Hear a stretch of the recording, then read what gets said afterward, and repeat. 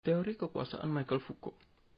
Teori tentang kekuasaan menurut Foucault sama sekali berbeda dengan pengertian yang dipahami oleh masyarakat selama ini. Konsep kekuasaan Foucault memiliki pengertian yang berbeda dari konsep-konsep kekuasaan yang mewarnai perspektif politik dari sudut pandang Marxian atau Weberian. Pada umumnya, pengertian kekuasaan dipahami dan dibicarakan sebagai daya atau pengaruh yang dimiliki oleh seseorang atau lembaga untuk memaksakan kehendaknya kepada pihak lain. Namun pada pandangan Foucault berbeda. Foucault mengatakan bahwa kekuasaan menyebar luas dalam relasi antar manusia. Maksudnya, kekuatan kekuasaan menurut Foucault ini ditemukan dalam berbagai aspek relasi antar manusia. Misalnya relasi antar manusia dengan manusia lain. Dengan demikian, kekuasaan bersifat abstrak dan tidak ada pada suatu subjek. Menurut Foucault, kekuasaan tidak dimiliki dan dipraktekkan dalam suatu ruang lingkup di mana ada banyak posisi yang secara strategis berkaitan antara satu dengan yang lain. Foucault meneliti kekuasaan lebih pada individu, yaitu subjek dalam lingkup yang paling kecil. Jadi intinya, kekuasaan adalah sebuah sistem dan tersebar ada di mana-mana. Menurut Foucault, kini kekuasaan berbentuk sistem kekuatan disiplin atau disciplinary power. Disciplinary power bukan konsep tentang kekuasaan yang terjadi karena adanya suatu tekanan dari pihak tertentu ke pihak yang lain, yang sifatnya represif atau memaksa.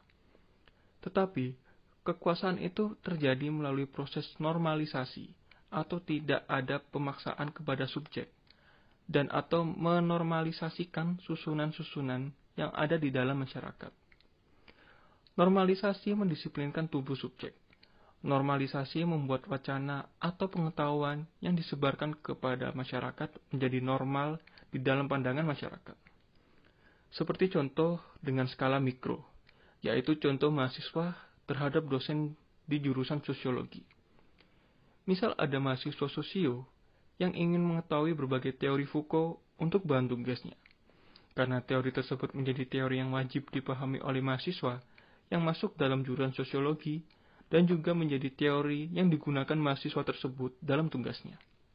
Akhirnya mahasiswa tersebut datang kepada dosen sosiologi dan menanyakan atau berdiskusi mengenai teori Foucault.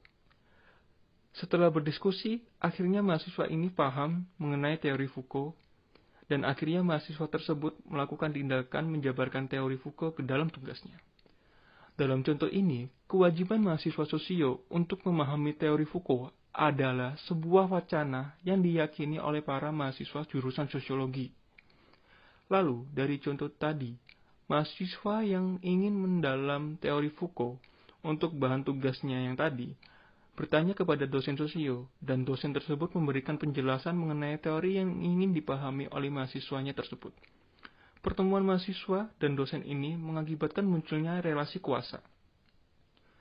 Kenapa muncul relasi kuasa pada pertemuan dosen dan mahasiswa tersebut?